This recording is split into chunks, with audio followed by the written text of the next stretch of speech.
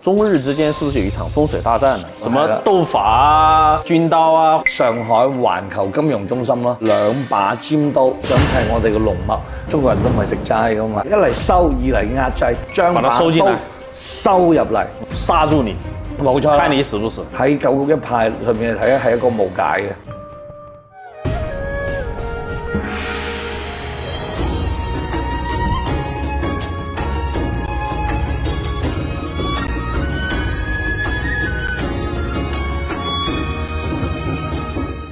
非常之感謝大家嘅支持啊！我嘅課程咧，中華智慧大講堂咧已經開放啦。進入咗九支離火運咧，如果你想快一步咧，學習玄學啊，同埋一啲叫做道法術器嘅知識啊，了解自己，幫助自己身邊牽掛嘅人咧，咁就可以加翻我哋嘅 WhatsApp 報名上堂，福生無量。Hello， 大家好，我係風水。Hello， 大家好，我是子耀。師兄啊，我有一個女朋友，之前是上海人。有一個很奇怪的現象，就是上海有一個叫龍捲風這個樓修起來以後，我們就莫名其妙的分手了。我不知道他的風水對於我的感情有沒有什麼影響？你有冇覺得你頭頂有啲綠色呢？嗰陣時？可能吧。OK 啦，對啊，什麼鬥法啊，什麼那個軍刀啊，會不會對於我們的愛情有什麼影響？這個你是專家啦，你幫我分析一下。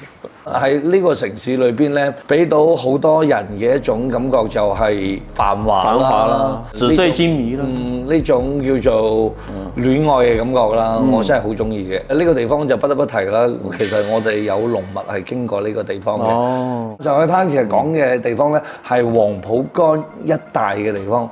咁咧，我哋其實睇風水咧，我哋會講咧，嗰度咧係一個危機，亦都充滿咗機會嘅地方，因為我哋睇翻黃浦江呢個地方咧，其實係一個反攻殺嘅位置嚟嘅。咁啊，按照風水嚟講嘅話咧，一般我哋都話反攻係無情，環浦先係有情嘅。陸家嘴係環浦嘅，但係對面係黃浦江、浦西就係黃浦江嗰度咧，佢係一個叫做反攻水嘅。嗰陣時咧，我哋睇過一個電影嘅叫做《八佰》，係抗日嘅電影。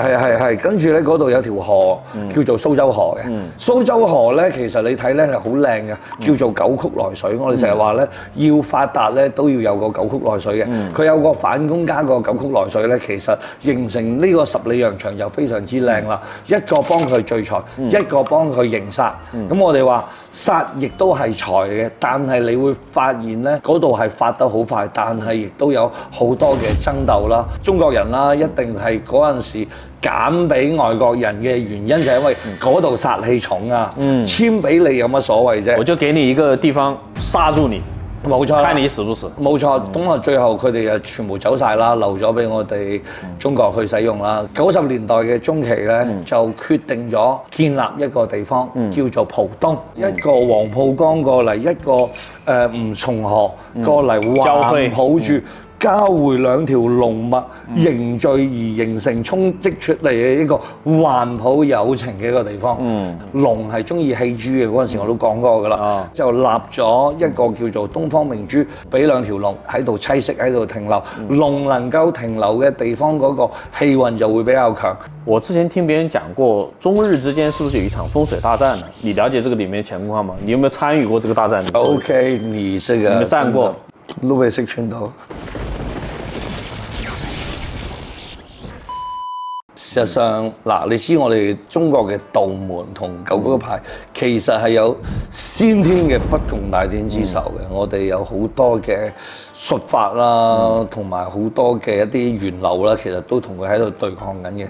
因為咧，呢個九宮一派咧，又叫做九宮一流啦。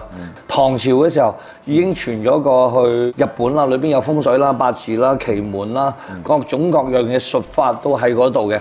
嗱，如果話正嘅話咧，傳到去日本嘅話，我覺得陰陽師係正嘅，因為我哋有安倍晴明啦，呢啲比較出名嘅陰陽師啦。咁啊，如果話邪嘅話咧，我覺得九宮一派咧，即係唔行正道嗰一派嚟嘅。你知啦，我哋做嘅替天行道嘅嘢，一定跟他幹到底。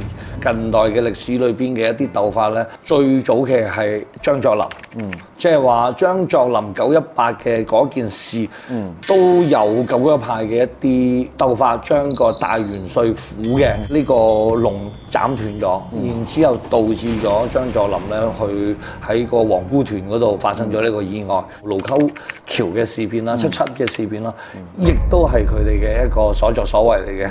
近現代啦，其實915派咧喺上海唔單止係軍刀事件，軍刀事件我哋先可以講啦。咁咧你知唔知咧？上海有個寺係好重要嘅，靜安寺係啦。其實日本佈咗局㗎啦。靜安寺隔離有個商場，唔知你有冇印象叫九江百貨？有一點印象。九江百貨係一個日本仔嘅一個商場嚟嘅，佢諗住蠶食埋嗰度嘅靜安寺為佢所有。靜安寺咧係鎮住嗰個上海嘅鎮妖所在嘅一個寺嚟嘅，佢想打開呢個鎮妖寺。呢一個陰謀咧被識穿咗之後咧，佢就第二個陰謀又出嚟啦。上海有個好出名嘅中心啦，叫上海環球金融中心啦。你如果去嗰度睇過嘅話咧，你會見到中間咧有個係一個方形嘅一個窗口，係啊，好似我哋啤酒嘅鎖匙咁樣嘅。講取象係好重要㗎，尤其係風水咧，巒頭風水對我哋叫做堪輿啊、做睇風水嘅人咧，佔到6-7成以上嘅重要。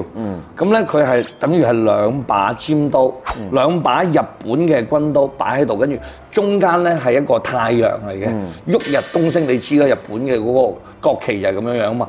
第一個將我哋嘅呢個東方明珠嘅呢個波吸咗俾佢所用，個龍脈嘅氣引用俾佢，跟住另外呢兩把軍刀咧就劈向我哋成個龍脈嘅中心，想斷咗我哋上海嘅重要嘅龍脈嘅。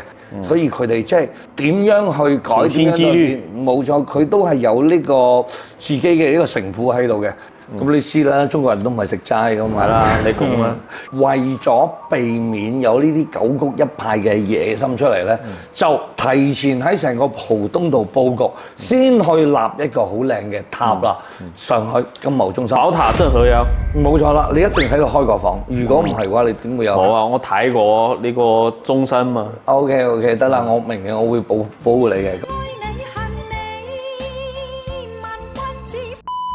我繼續講翻啦，咁嗰個塔咧，其實咧就好似我哋嘅一啲神仙嘅一個九節神鞭嘅，我哋講呢個鞭咧叫做亢龍鐧，亢龍有悔啊！中國嘅塔咧，其實就係為咗鎮龍而做嘅，為咗個龍脈能夠喺度長治久安，為咗未來有其他嘅殺氣嘅時候咧，我能夠去阻擋，所以佢早就立咗呢個寶塔啦。同埋咧，佢亦都係形成咗一種武器，叫做神仙嘅鞭。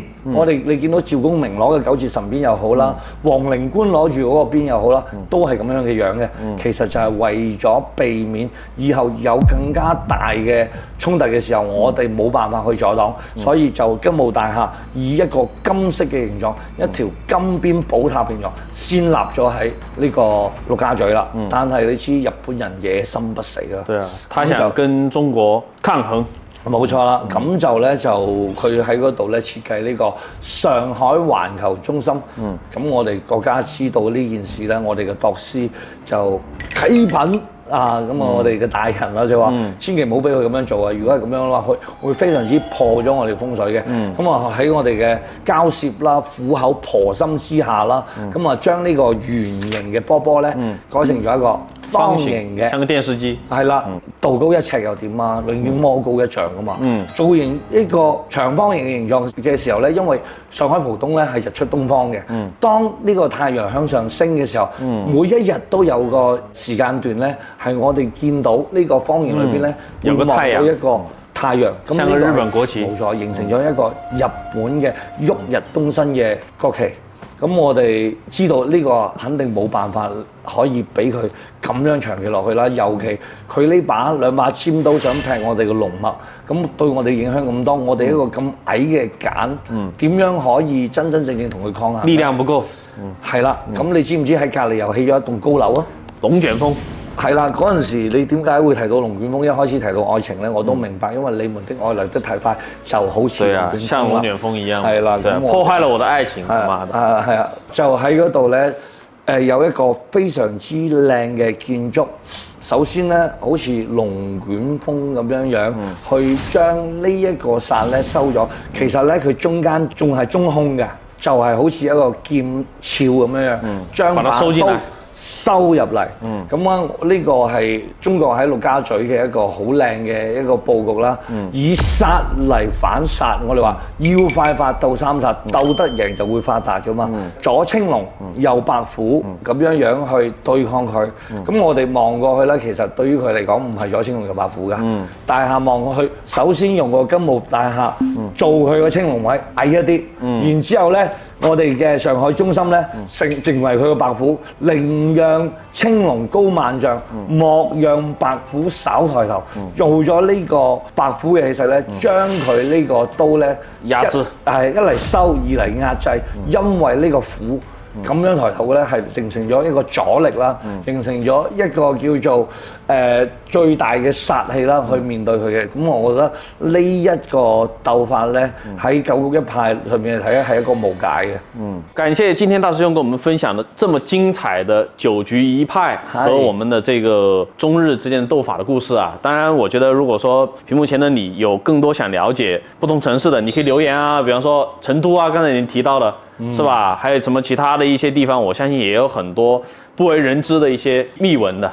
幾個城市咧，我真係非常之想講嘅，譬如話新加坡啦，新加坡係啊，由一個普通嘅漁港啦，成為咗一個飛升國際嘅都市啦。深圳啦，深圳，澳門好似我講過就唔使再講啦。包括係南京啦，成都啦，重慶啦，包括咗東京啦、京都啦，呢啲風水包括台北嘅風水，都非常之有趣，有特點。係啊，每個即係話有歷史人物去逗留過嘅，喺嗰度發生過各種事件嘅，或者兵家必爭之地嘅，佢都有佢自己嘅呢個風水嘅淵源喺度嘅。師兄有這麼多的故事，我覺得大家可以留言啊，比方說你想聽東京的故事，你就留言東京嘛，那我們也可能從你的這個評論當中，我們會選擇我們的題材啦。冇錯，同埋每個城市咧，其實我同阿子耀咧都留下咗一啲愛情嘅故事嘅。如果大家想聽，也有親情的故事、愛情故事咧，我哋亦都係帶俾大家嘅嚇。好啊，感謝我們今天的這個收看，我們下期節目再見。好，福生無量天尊。